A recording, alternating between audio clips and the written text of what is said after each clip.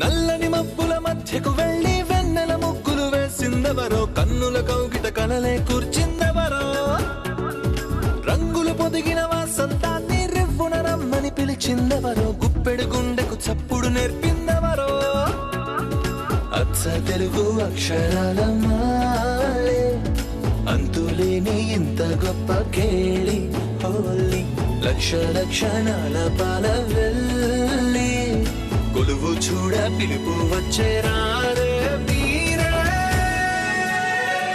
నింగికి నేలకు మధ్యన జరిగే వైభోగాన్ని చూతము రండి, సిరితో శ్రీహరి అడుగులు కూడా వేళ, ఈ కళ్యాణపు వైభోగానికి కొత్తగా పేరేం పెడదామండి, ముల్లోకాలకు కబురే పెట్టండర్రా.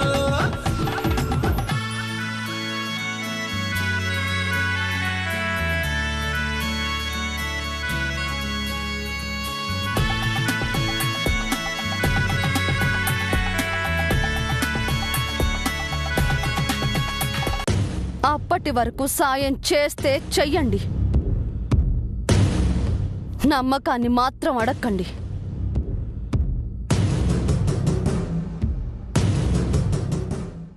వెధవ జీవితం, అటు వాళ్ళు నమ్మక, ఇక్కడ ఈ నిత్య నమ్మక, ఎందుకే మన జీవితం? ఏ నీళ్లు లేనో బావి చూసుకొని ఇద్దరం దూకి సత్తాం పద. అయ్యో, ఇది మనల్ని నమ్మితే ఎంత, నమ్మకపోతే ఎంత? అది ఆ అభిదివ్యల్ని చంపితే చాలు, ఆస్తి మనదవుతుంది. మనకి దీని అవసరం అంతవరకే ఉంది. పిచ్చిమాలకం.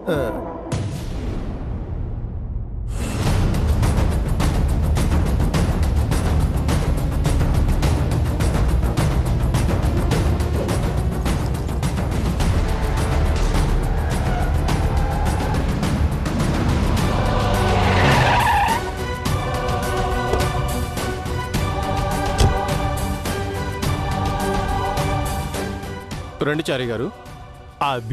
అభి ఉంటున్న రూమ్ ఇదే. అభి బాబు ఎక్కడ సార్? ప్రస్తుతానికి లేడు, తాళం వేసింది. మీరొచ్చాక తాళం పగలగొట్టి లోపల చూద్దామని వెయిట్ చేస్తున్నాం. దివ్యమ్మ కూడా వస్తుంది సార్.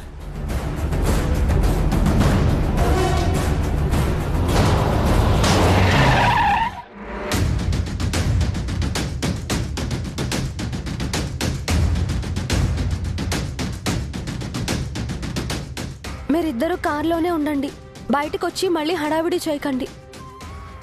నేను వెళ్ళి చూసొస్తాను. Okay ma'am.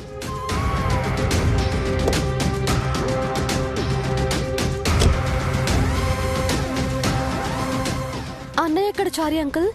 ఈ గదిలోనే ఉండేవాడటమ్మా.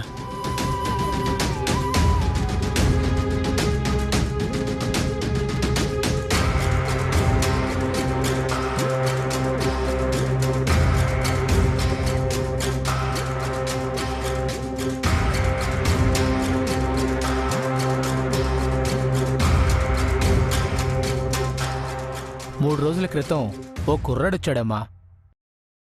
ఇంటర్వ్యూ ఉంది, గది అద్దెకి కావాలి, సెలెక్ట్ అయితే ఉండిపోతాను, లేకపోతే ఖాళీ చేస్తానని చెప్పి 1 నెల అడ్వాన్స్ ఇచ్చాడమ్మా. నిన్నట్నుంచి రావట్లేదు.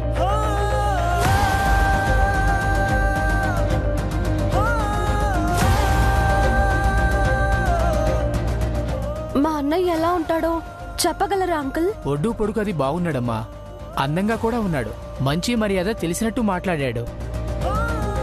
చూడగానే మంచివాడనిపించింది, అందుకే ఎక్కువ వివరాలు ఏమీ అడగకుండా గది అద్దెకిచ్చాను.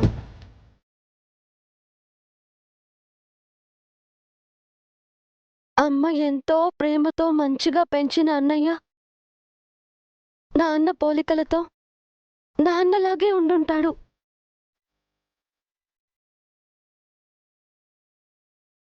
ఆ గది తాళం మీ దగ్గరుందా సార్? లేదండి. కానిస్టేబుల్స్, తాళం పగలగొట్టండి.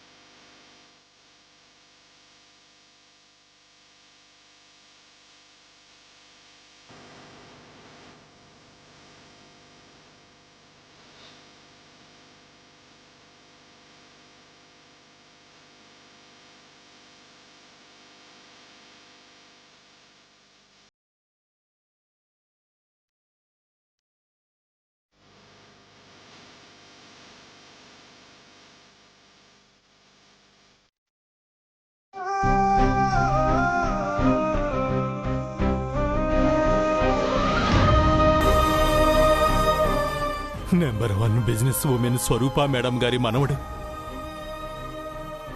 సూర్యదేవర జయసూర్య గారి కొడుకు, దేవత లాంటి మంగా మేడం గారి గారాల పట్టి, వేల కోట్లకు వారసుడు ఇలాంటి చిన్న గదిలో తలదాచుకున్నాడా? భగవంతుడా, ఎలాంటి వాణ్ణి ఎలాంటి స్థితిలో ఉంచావయ్యా?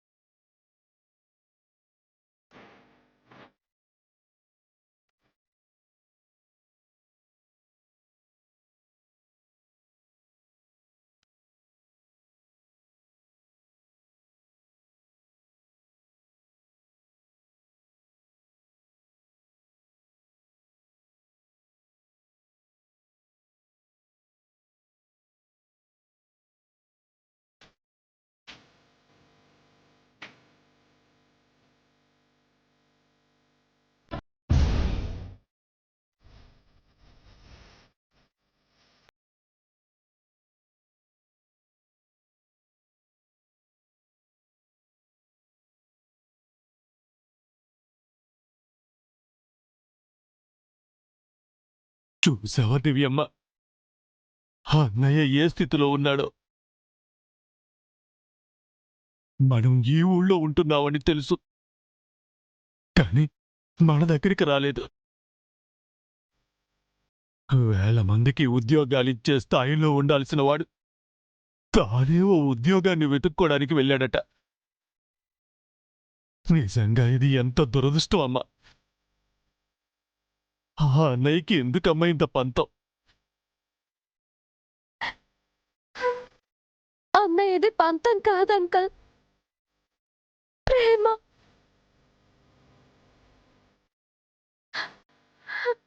అన్నయ్య వచ్చింది జాబ్ కోసం కాదు, నా కోసం.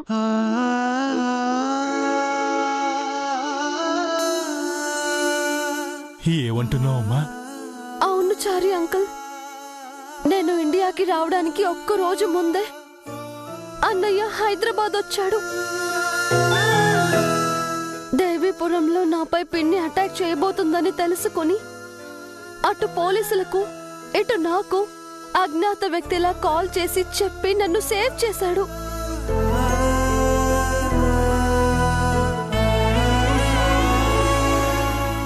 అది అన్నయ్యే అని అప్పుడు నేను తెలుసుకోలేకపోయాను.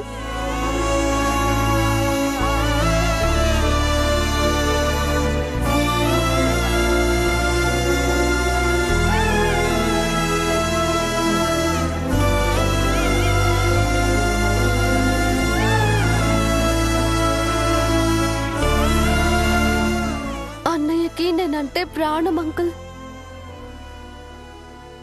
నన్ను వదిలేసి ఎక్కడికి వెళ్తాడు? అమ్మా నాన్న లేరని తెలిసాక కూడా నాకు దూరంగా ఉంటాడా? అన్నయ్య నా దగ్గరలోనే ఉన్నాడు అంకుల్.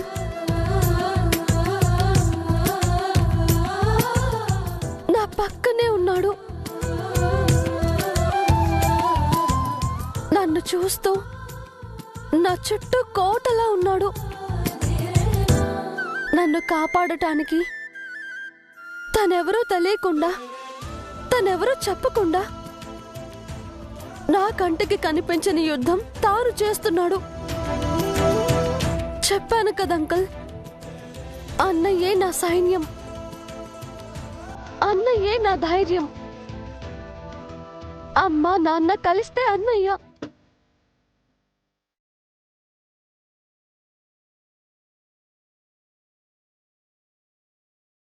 నీ పేరేంటి? రంజిత్. నీ పేరు? అశోక్. నువ్వు బెంగళూరు నుంచి వచ్చావు కదా? నువ్వు ఢిల్లీ నుంచి వచ్చావు కదా. మ్యామ్ ఫ్యామిలీ గురించి నీకు తెలుసా? తెలుసు. నీకు తెలుసా? నాకు తెలుసు. అవును, నీకెలా తెలుసు? నీకెలా తెలుసు చెప్పు. నన్ను అపాయింట్ చేయడానికి ముందు అంతా వివరంగా చెప్పారు. నాకు అలాగే చెప్పారు, ఫుల్ డీటెయిల్డ్గా.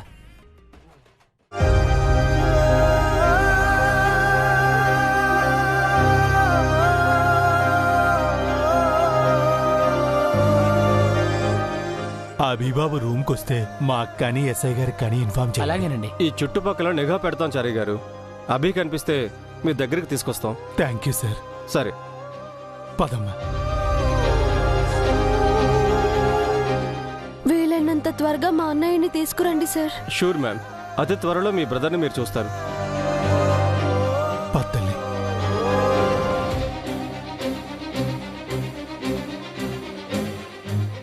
మీ అన్నయ్యని కలిసారా మ్యామ్? మీ అన్నయ్యతో మాట్లాడారా మ్యామ్? డోంట్ వరీ మ్యామ్, మీ అన్నయ్య ఎక్కడికి వెళ్ళారు, మీతోనే ఉంటారు. అవును మ్యామ్, మీ పక్కనే ఉంటారు. ఇదిగో మీరు వచ్చిన పని చూడండి అయ్యా. ఈ అధిక ప్రసంగం ఎందుకు మీకు?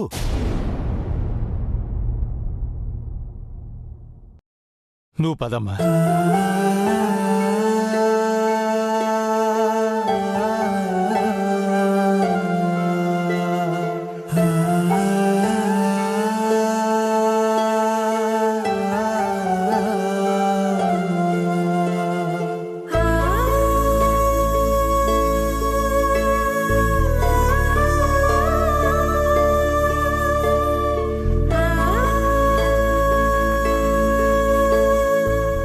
మిర్రర్ డ్రైవర్ వైపు ఉండాలి. మ్యామ్ వెనక ఎవరు వస్తున్నారో నేను చూడాలి.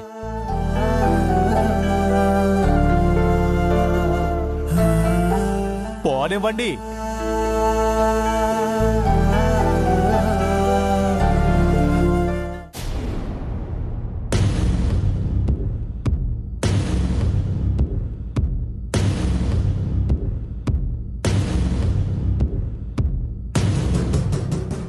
ఏమైందాకెళ్ళా?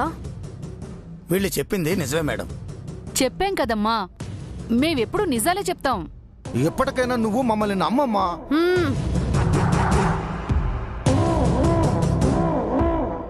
ఏం జరిగిందో 1 by 1 చెప్పు. 3 days బ్యాక్, అంటే ఈ మంత్ 25న కలకత్తా నుంచి వచ్చిన ట్రైన్లో అభి సికింద్రాబాద్ స్టేషన్లో దిగాడు మేడం.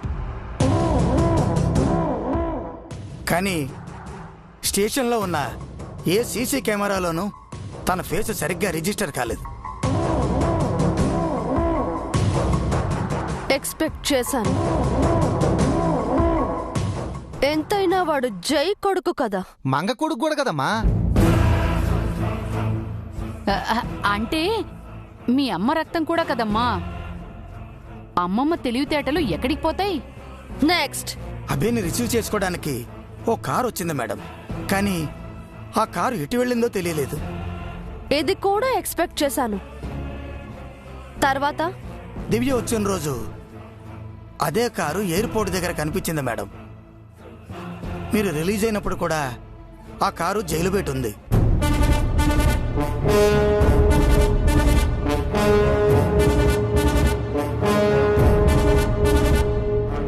ఇది ఎక్స్పెక్ట్ చేయలేదు.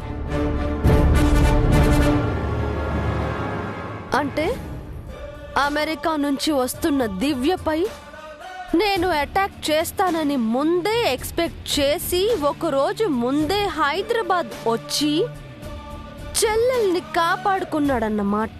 అవును మేడం, మనం దేవీపురం వెళ్తున్నప్పుడు కూడా మన క్యాన్వాయ్ని ఆ కారు ఫాలో చేసింది.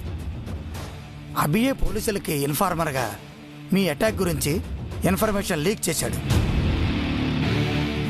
అమ్మో అమ్మో అమ్మో, ఆ అభిగాడు ఎంత అసాధ్యుడమ్మా. 12 ఏళ్లు సైలెంట్గా ఉండి ఇప్పుడు గుండెలు తీసిన బంటే అయ్యాడన్నమాట. 8 ఏళ్ల వయసులోనే వాడిలో పట్టరాని కోపాన్ని చూశాం. ఈ వయసులో ఇంకెలా ఉంటాడో.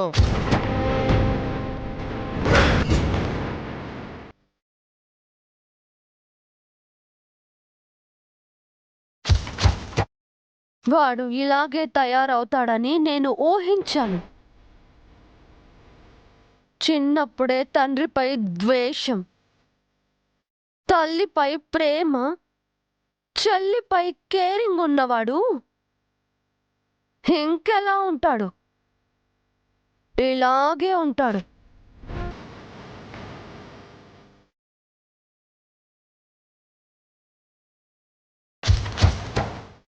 మేడం, దివ్యపై మీరు చేసిన అటాక్ ప్లాన్ ఫెయిల్ అవడానికి కారణం అభినే. 2 రోజులు రెక్కి చేసి మరీ మనల్ని బోల్తా పుట్టించాడు. ఇన్ని చేసిన వాడు ఆ ఫ్యామిలీకి, సొసైటీకి తన ఐడెంటిటీ చెప్పకుండా ఎందుకు హైడింగ్లో ఉన్నాడు? 2 కారణాలు ఉండొచ్చు మేడం. 1, ఆ ఫ్యామిలీ అంటే తనకి కోపమైనా అయి ఉండాలి. 2, తను ఎవరో బయటకు చెప్పుకోలేని బ్యాడ్ కండిషన్లోనైనా ఉండాలి.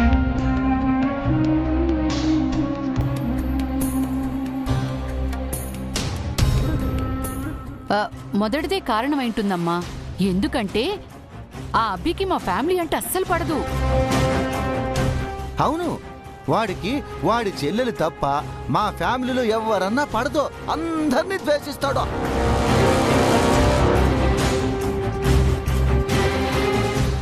మరిప్పుడు ఏం చేద్దాం మేడం?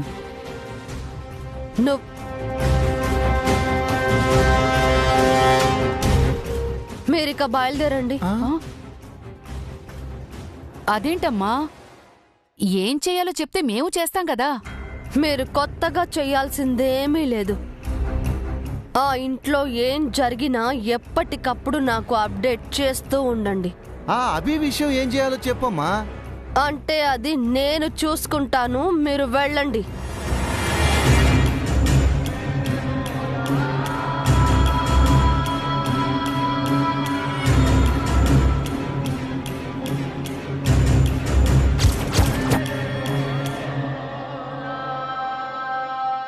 ఇక మనకి ఒకటే వే ఉంది ఆకెళ్ళ. ఆ ఇంట్లో ఉన్న మన వాళ్ళని త్వరగా పని ఫినిష్ చెయ్యమని చెప్పాలి. అయితే వెంటనే కాల్ చేసి చెప్పండి మేడం. చెప్తాను, నువ్వు కూడా వెళ్ళు. మేడం, నన్ను కూడా అనుమానిస్తున్నారా? ఆ ఇంట్లో మన వాడెవడో నాకు కూడా చెప్పకూడదా? ప్లాన్ బి విషయంలో నా షాడోని కూడా నేను నమ్మదలుచుకోలేదు. Good night. Good night madam.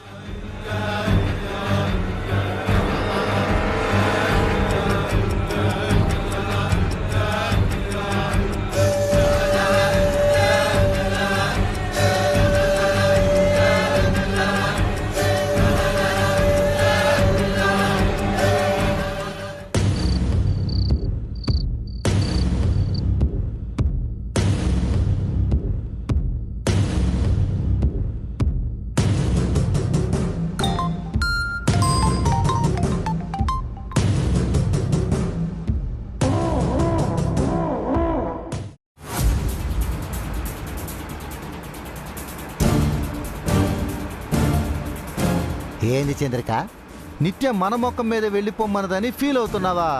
నేను ఆలోచిస్తుంది నిత్య గురించి కాదు, అభి గురించి. దివ్య ఇక్కడికి రావడానికి ముందే తనొచ్చి 2 రోజులు రెక్కీ చేసి చెల్లెల్ని కాపాడుకున్నాడు అంటే వాడు సామాన్యుడు కాదు. చిన్నప్పుడు కన్న తండ్రి నేడే చెల్లెలపై పడకూడదనుకున్నవాడు ఈ పిచాచి పిన్ని నిత్యనేడా దివ్యపై పండిస్తాడా?